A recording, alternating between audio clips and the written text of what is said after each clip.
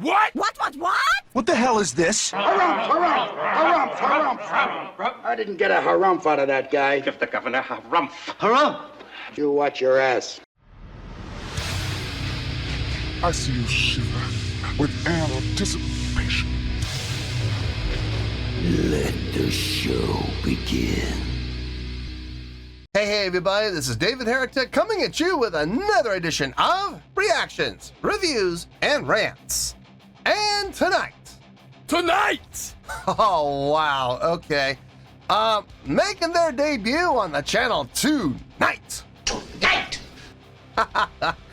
We have Overkill. Yes indeed, how about that? Overkill making their debut on the channel. Before we go any further, for those of you who are feeling inclined to doing all of the clicks and the likes and the bibbidi bob, do me a favor, before you do all that stuff, please watch the whole video first, okay? Give me a chance to actually earn those clicks and likes. Now, after the video's done, if you still feel like doing all those clicks and likes, then by all means, feel free to click away. This comes as a request from Elgrin Law, and Elgrin Law wanted to see me react to this song by Overkill called Spiritual Void. Now, have I heard the song before? I don't think so. It's been a while since I've listened to Overkill. I used to own 3 albums from there. Let's see, it was, Under the Influence, The Years of Decay, and Horoscope. If I'm not mistaken, those were the 3 albums I owned from Overkill. I don't think this song was on any of those. I'll know. I mean, I guarantee you, if I start hearing this, if I start listening to this and I recognize it, I'll be like, oh yeah, that's on that album, one of those 3 albums. By the name, Spiritual Void, that does not ring any bells with me. It doesn't resonate with me. So I doubt it. I doubt I've heard it, but it's possible I have. We're going to kind of play this one by ear and see how it goes. Let's see, this was posted by Music Jammin' 330. All one word. Yeah, Music Jam 330. And the video has 65,000 views. It'll get you there. Other than that, there's really nothing else left to say. Link to the original video will be down below in the video description for your viewing pleasure at your leisure. Let's get started. What do you say? Are you ready? Are you ready? Because here we go. All right, here we go. Overkill, Spiritual Void. Cool. Okay, so this came off of the I Hear Black album. Yeah, I didn't get this album. I skipped on this. The first 2 albums I had, Under the Influence and Years of Decay. I loved both of those albums. When they went to Horoscope, I know they replaced the guitar player, and I remember listening to Horoscope going, I'm not really digging this album a whole lot. The guitar tone sounds, it just doesn't sound good to me. I was not a fan of it. So I stopped listening to them after that point. I never got this album. So yeah, I know for a fact now I have not heard this song. So we should be good here. All right, let's do this. All right, boy, let's do this.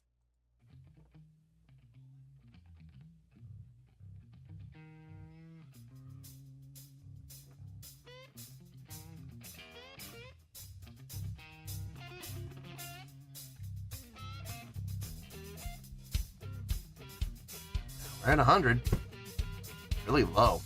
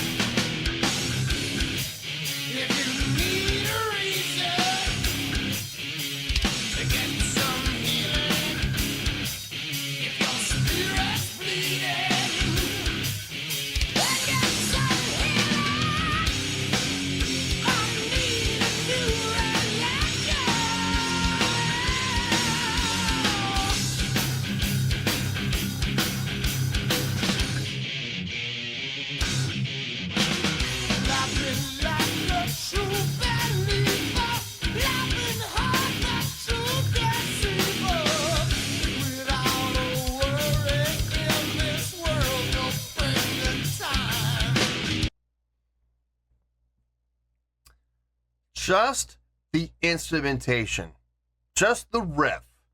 Dun dun dun dun down down dun dun dun dun down.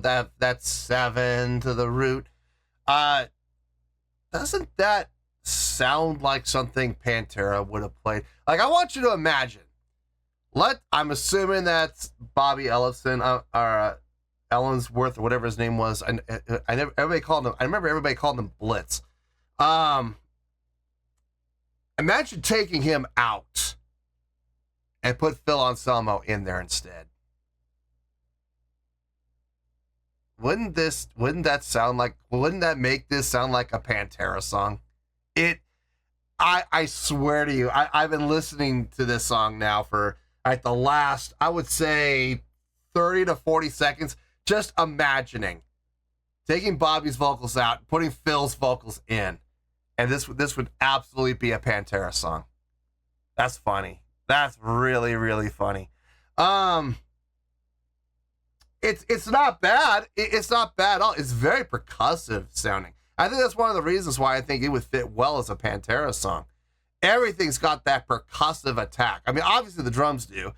Bass really does. Dee Dee Verney's always been known for having a very percussive sounding bass. I mean, I loved his bass work on Years of Decay. And Horoscope, they did that cover of the Edgar Winter Band's Frankenstein. And I remember Dee Dee had a couple of features in there, and I loved it, man. I absolutely loved it. I loved it so much, I actually learned it with his parts. I've always loved Dee Dee Verney's percussive attacking sound. Even the guitar player on this one, I don't know the guitar player on this album, but he's got a very percussive attack. And it just sounds to me like this could very easily be a Pantera song from a songwriting standpoint and from a sound and tone standpoint. Anyway, let's keep going here.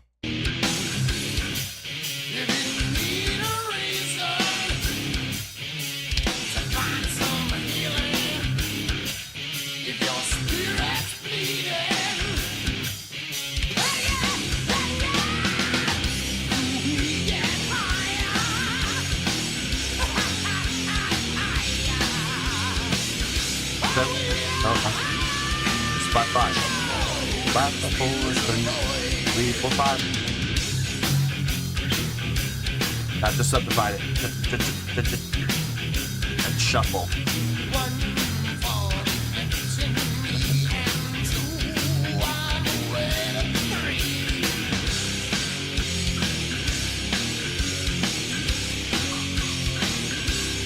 Oh, we're in D.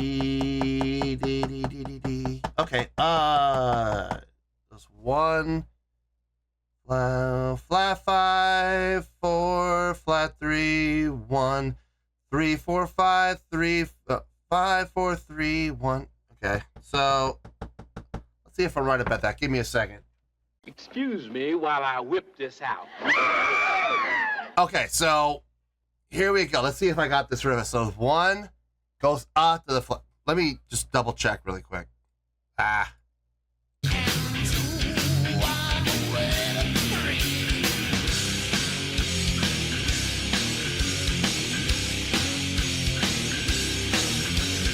Yeah. So we're on the D.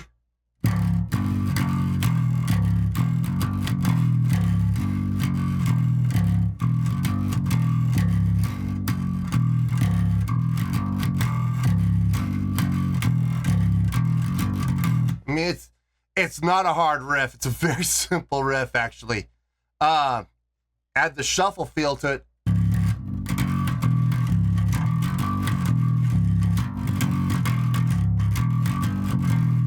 Do it up an octave.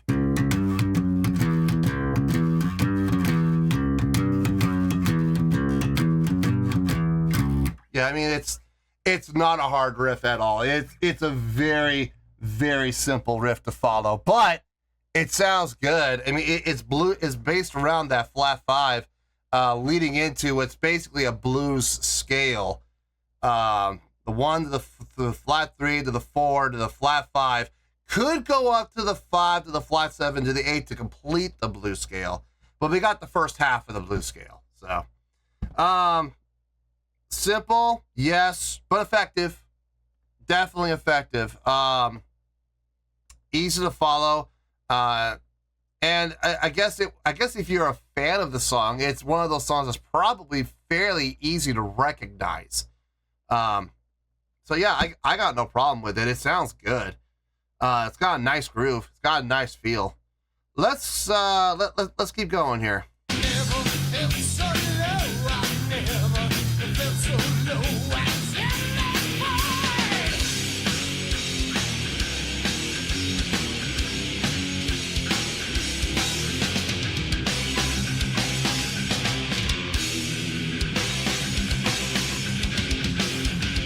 Kind of predictable.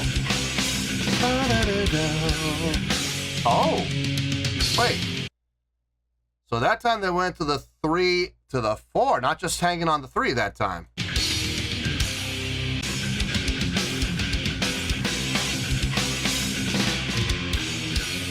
Aha, okay, that time they changed it up. Instead of just hanging on the 3, they went 3, 4, back to the root. Car solo.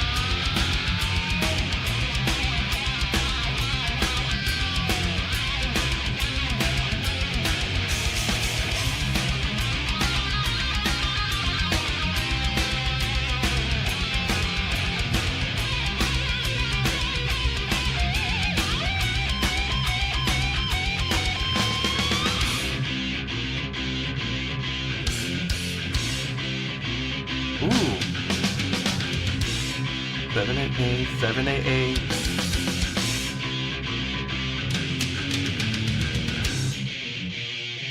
Okay, I like that riff. Hey! Dee Dee getting a little spotlight.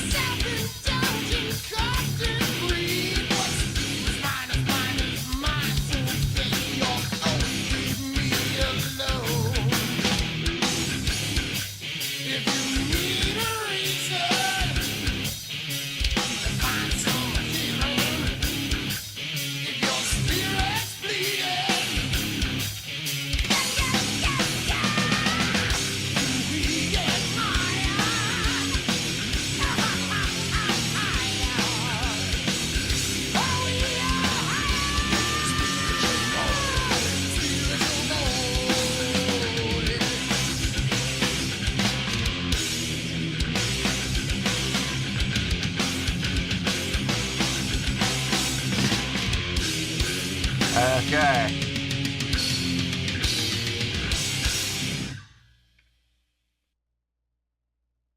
Yeah.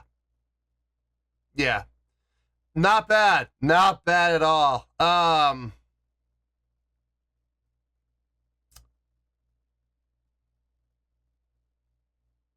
Nope. I'm gonna save it all for the review. I'm not gonna show my hand at all right now. Let me get my thoughts together. I'll see you in the review and we'll talk about it. Well, there you go, folks. That was Overkill with Spiritual Void. This was a request from Elgrin Law.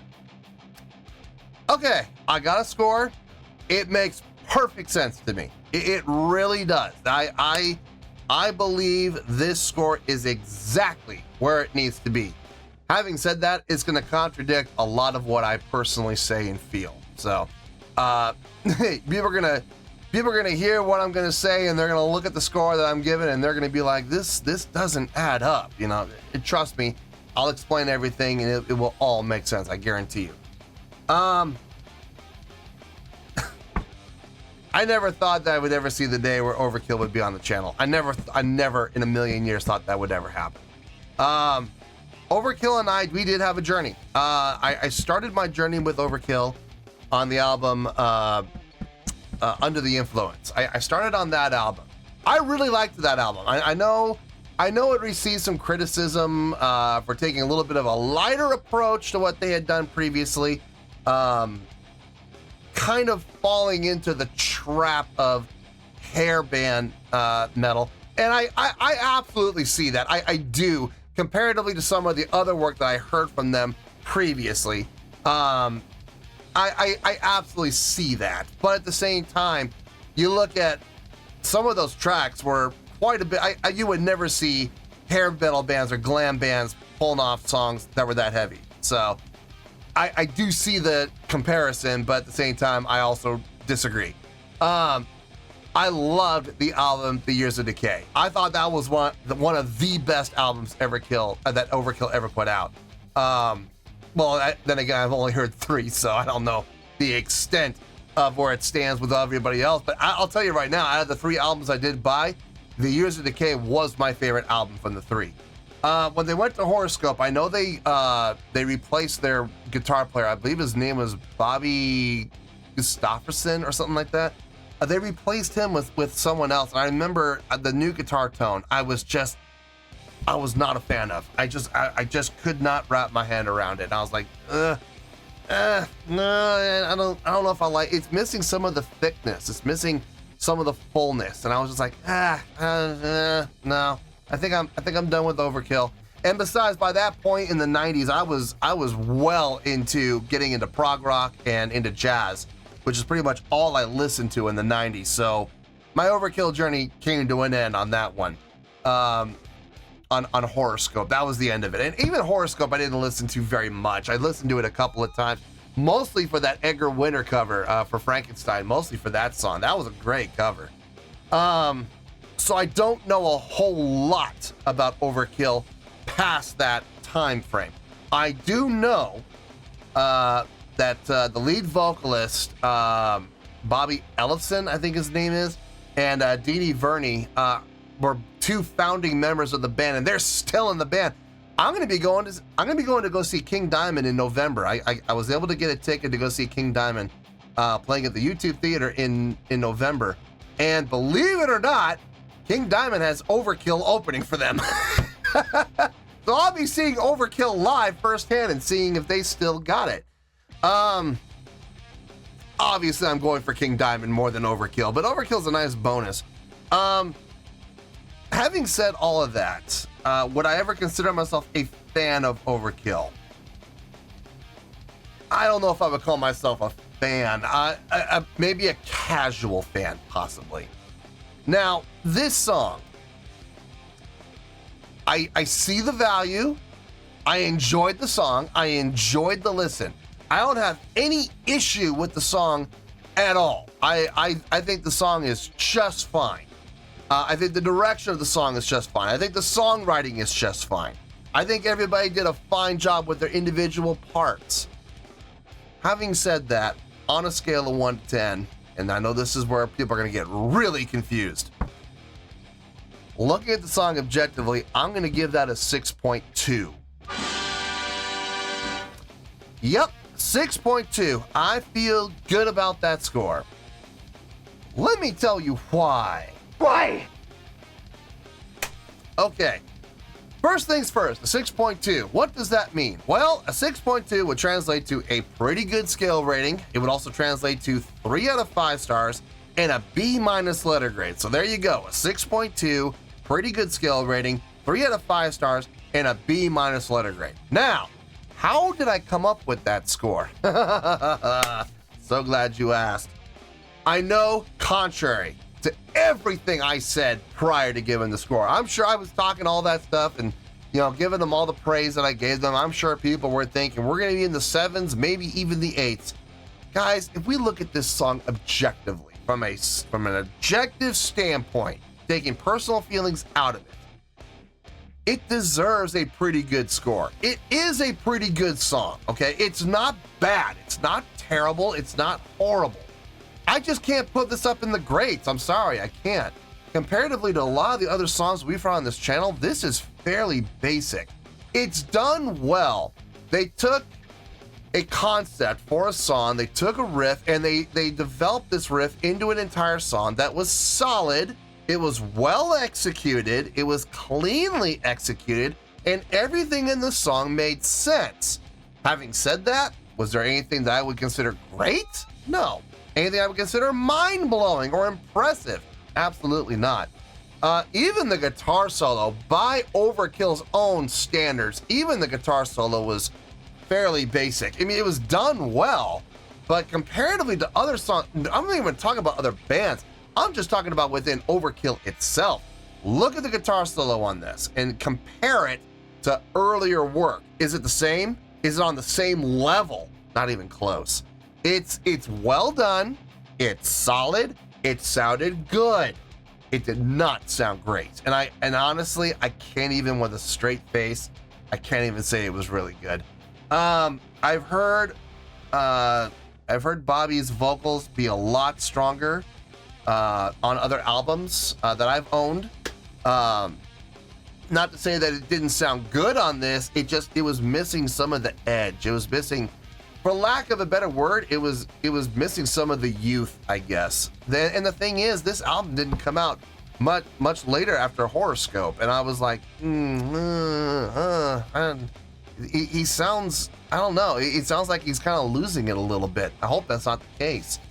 I mean, if I'm gonna be seeing them live in November, I hope he's still able to sing.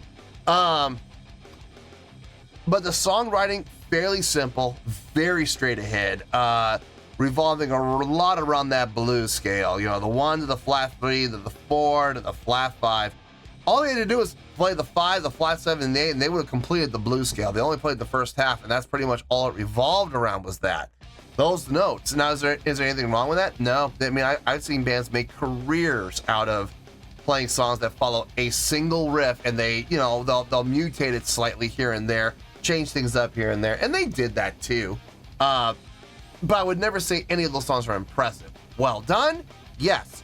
Yes, yes, yes, yes. Yes. Solid? Absolutely. Yes! Yes! Jesus H. Goddamn Christ! Impressive or great? No. No. No, no, no, no. No, but it was fun to listen to. It definitely had that nostalgia feeling. That's for sure. It definitely brought good feelings of my youth back. But still, the guitar tone still had the same problems that Horoscope did. It was very mid-missing. The highs and the lows were really turned up on the guitar, but no mids at all. Following a very deep smile curve, which you want with bass, absolutely, but with guitars, you want some mids. So the mids were definitely missing. Very percussive sounding. Now, I expect that from D.D. Verney. That's kind of his signature thing. Playing with a pick especially, he's got his tone set to be very percussive, very active. If I'm not mistaken, he uses those active, or he was at one point anyway, using those active EMG pickups, and those things were amazing. But the guitar shouldn't be following that same thing, although it did sound kind of cool from a percussive standpoint. Their tone, like I made this analogy, like if you were to take Bobby's vocals out, put Phil Anselmo in there, it would fit, and you would believe that is a Pantera song. I absolutely stand by that. It absolutely would. Not that that's a bad thing. That's not a compliment. That's not a detraction. It's not an insult. It's not meant to be an insult. I see the parallels, and I couldn't help but notice it and make mention of it. No, but overall, I think it's a pretty good job. I do think it's a pretty nice song. I think they did a fine job doing it, and that 6.2 is exactly where we need to be with this song. So, yeah, 6.2. I feel good about that score, and that's where we're gonna stay. So let's wrap everything up here in a nice shiny bow, shall we?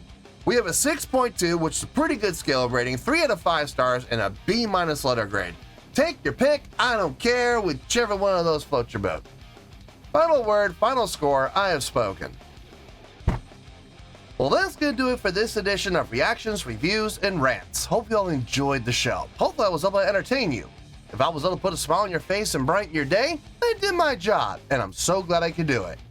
If you guys feel like joining the fan base, go ahead and click on that button down there. If you guys want to like the video, go ahead and like the video. If you guys want to ring the bell, go ahead and ring the bell.